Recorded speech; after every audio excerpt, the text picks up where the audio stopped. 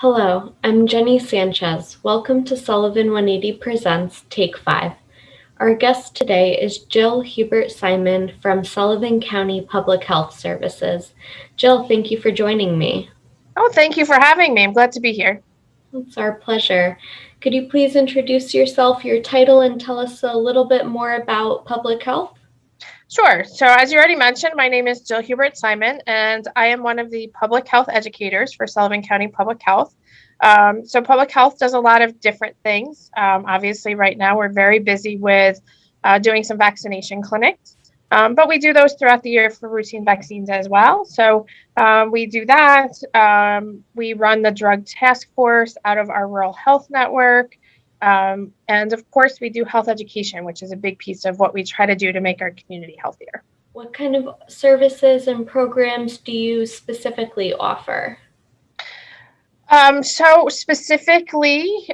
kind of hard because we do a lot of different things. So I know I'll forget something, but we run routine vaccine clinics.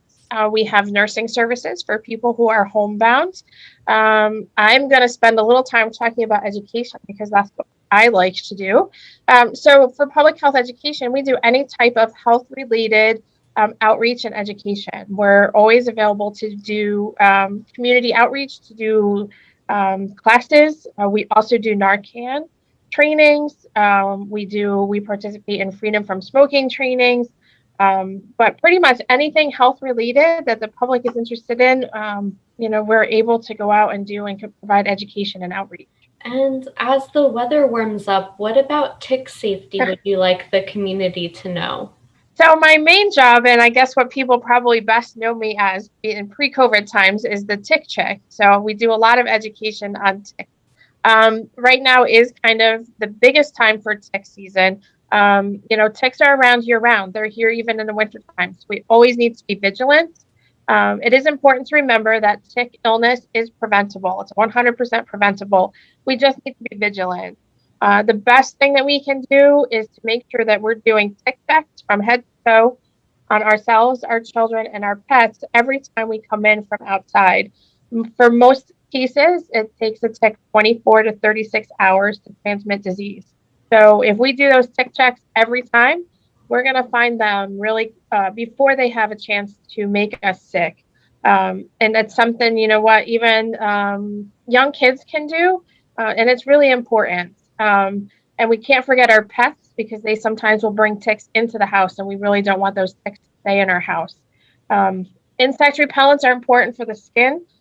We can also treat our clothes with permethrin, which is a tick killer, very easily found in pretty much any store around, and it's very effective, particularly for people who work outside, like to do a lot of hiking. And it just has to be shoes and socks. I do my kids' shoes when they go to camp, and it's worked pretty well. We don't like to wear long clothes. That's kind of been the guidance is if we're going to out, especially hiking, that we wear long pants tucked into our socks and long sleeves. So those are all really easy things that we can do to prevent ourselves from getting sick. And I do have to say the easiest and most effective way to take a tick off is simply with a pair of tweezers. The thinner tweezers, the better. We don't want to burn the tick. We don't want to put Vaseline or anything else on the tick because the goal is to get the tick off of us. And, if it's feeding on us, we want to remove it as quickly and as safely as possible. And we're going to remove a tick simply very similar to taking out a splinter. So we just grab the tick close to the skin and pull it straight out without jerking it because we want to try to get the mouth parts out as well. What can county residents do to help public health or help spread the word? Share information. We have a lot of information out there. And again, if we're talking about ticks, sharing the information. Talking to everybody else. And we really do get a lot of word of mouth. So we're out, we try to get our information out, and public health has a lot of great services. Unfortunately, we find that people might not know everything that we have available. So, if the community has used our services and, hopefully have had a good experience, let your community know and let your family and friends know. We want to help and we want to make our community healthy. And we can only do that if we can get our services out there and we can get our education out there. So, word of mouth is really important. How can people stay in touch with public health? So we've got a lot of ways that we can keep in touch with us. Obviously, you can call us. You can email us. We have a Facebook page, which we're fairly active on. We try to put a lot of information up on that. We're also part of the Family Services, Division of Family Services Instagram page. So a lot of public health stuff gets up on Instagram. We have a website. We've got a page for all of our programs with information and contact information.